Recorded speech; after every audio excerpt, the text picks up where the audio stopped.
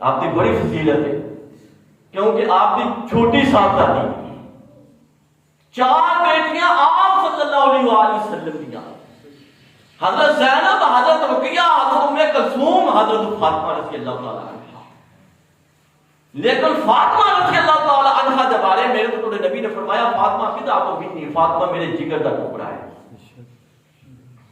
جس نے فاطمہ کو تکلیف دیتی اس نے اللہ کے نبی کو دیتی، جس نے اللہ کے نبی کو تکلیف دیتی اس نے رب ذوالجلال کو تکلیف دیتی۔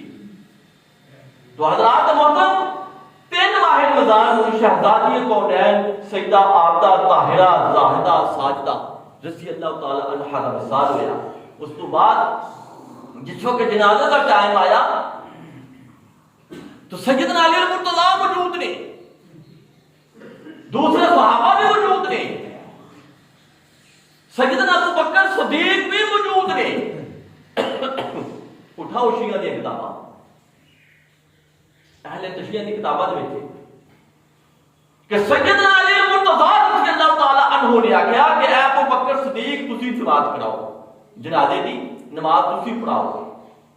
تو سیدنا ابو بکر صدیق نے فرمایا نہیں علی تسی پڑھاؤ۔ آگیا کہ اے ابو بکر صدیق میرے نبی دی ظاہری موجودگی دے اندر 17 نمازاں آپ دے پیچھے پڑھیاں میرے نبی نے، تو جنازہ بھی آپ پڑھاؤ گے۔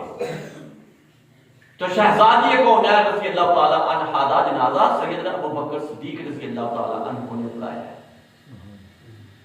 اور دوسرے لوگ کہتے ہیں کہ ابو بکر صدیق نو بلایا ہی نہیں سی گیا، بالکل غلط ہے، بالکل غلط ہے۔ نبی پاک علیہ الصلوۃ والسلام دی بیٹی سیدہ فاطمہ کا جنازہ جان نشین مصطفیٰ، منبع جود و سخا، پیکر صدق و صفا، حضرت سیدنا ابو بکر صدیق رضی اللہ تعالی عنہ نے پڑھایا ہے۔ نبی پاک صلی اللہ علیہ وآلہ وسلم کا فرمان عظیم کہ ابو بکر صدیق اور شان کے مالک نے جنہوں نے فرمایا گیا افضل البشر بعد الانبیاء، بشراں دے وچوں نبیاں تو بعد اگر کسی کا مقام ہے تو سیدنا صدیق اکبر رضی اللہ تعالی عنہ ہے۔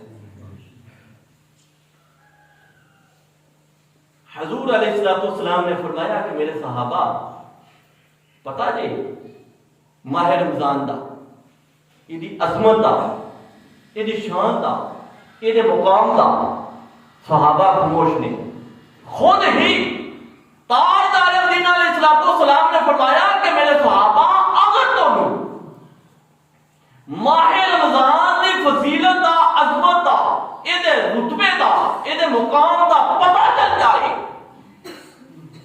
تو رب ذوالجلال دی بارگاہ دے اندر ایک دعا کرو کہ مولا 12 مہینے ہی رمضان شریف ہی کرتے ہیں۔